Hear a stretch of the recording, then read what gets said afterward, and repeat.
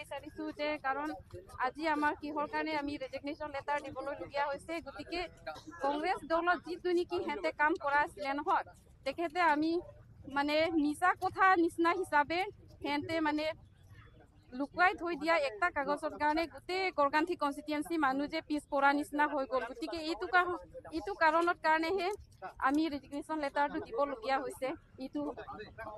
এইটো কথাতেহে আমি যাওঁ আৰু আমাৰ CM ছাৰৰ কাৰণে আমি গোটেইকেইটা আমাৰ গড়গান্থী কনষ্টিটুৱেঞ্চিৰ মানুহ যে ভাল পায়, গোটেই ডেভেলপমেণ্ট ক্ষেত্ৰত কি কৰি আছিলে, এইটো কাৰণেহে মানে গোটেই ভাল পোৱাৰ কাৰণেহে মানে কি গোটেই ৰাইজসকলেহে মানে সিহঁতে কিবা ভাবি পেলাই মানে ওলাই আহিছোঁ আজি এগোট আমি মিটিং হ'বলৈ কাৰণে। সেইটো কাৰণে আমি ইয়াত ৰেজিগনেশ্যন লেটাৰ দিয়াৰ পিছত আমি CM ছাৰ ওচৰত লৈ আমি যাওঁ। এতিয়া জইনিং প্ৰগ্ৰামটো আমি তাতে পাতোঁ বোলেহে BJP জইন কৰিব। সেইটো কাৰণেহে আমাৰ আজি মিটিংখন ছাৰে ইমান সময় নাথাকাৰ পৰা আমাৰ CM ছাৰে আমাৰ গড়গান্থী মানুহৰ কাৰণে মৰম কৰি পেলাইহে আজি মাতিছিলে। সেইটো কাৰণে আমি তাতে যাব লাগিব। সেইটো কাৰণে মোৰ কথা ইমানলৈকেহে সামৰিছোঁ আৰু থেংক ইউ।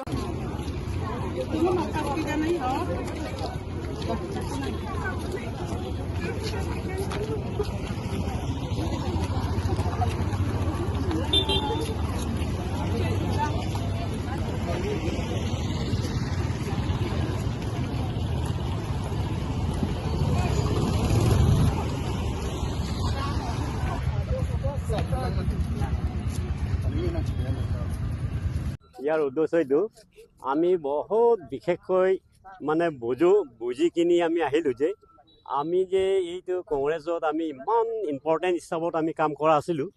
কংগ্ৰেছৰ আমি ইম্পৰ্টেণ্ট কাম কৰা সময় এইটো অশোক তেৰণ আৰু বিদা সিং ৰংপি তেখেতেহে মানে আমাক এপ্ৰিলটো মানে ইহঁতে তাত বন্ধ কৰি ৰাখিছিল। এই অভাৱত আমি কংগ্ৰেছক আমি বেয়া বুলি আমি নাভাবোঁ, আমি ভাল বুলি আমি ভাবিছিলোঁ। তথাপি আমাক গণ্য কৰা নাই, মান্য কৰা নাই। গতিকে আমি এখেতক এৰি কিনি আমি এতিয়া BJP দলৰ লগত আমি হিমন্ত বিশ্ব শৰ্মা আৰু ডক্টৰ আমাৰ ছাৰ তলিৰাম নহাং এখেতৰ লগত আমি এতিয়া মাৰ্চ জইনিং কৰিম। আৰু আজি ৰিজিগনেশ্যন দি কংগ্ৰেছৰ পৰা আজি আমি ৰিজিগনেশ্যন দি আমি মাৰ্চ জইনিং কৰিম বুলি আমি অহা হৈছে। আমি ডিপুত আমি 14 নং খৰখান্তি কনষ্টিটুৱেঞ্চিৰ পৰা আহিছোঁ। আজি 725জন আমাৰ আছে, 725জন আমাৰ ইয়াত অহা হৈছে। ইয়াৰ কাৰণে আমি বহুত দুখৰ কথাত আমি এইবিলাক আমি জইন কৰিব লগা হৈ গ'ল।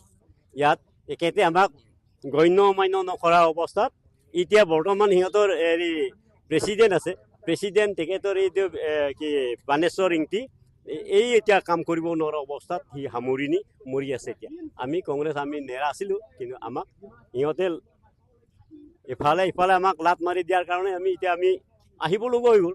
আমি নাহাটো অৰ্থ আছিল, কিন্তু আমি আহিব লগা হৈ গ'ল। বহুত আমাৰ থকা সময়তে ইমান মানুহ গোট খাইছে কংগ্ৰেছত, কিন্তু আজি আমাক এনেকুৱা অৱস্থা কৰাৰ ব্যক্তিগত আমি এতিয়া উপায় নাইকিয়া হোৱাত উপায়হীন হিচাপত আমি চৰকাৰ যোনে চলাই আছে তেখেতৰ লগত আমি জইনিং কৰিম বুলিহে আমি ইয়াত অহা হৈছে। ইমানতে আমাৰ কথাটো সমাপ্ত।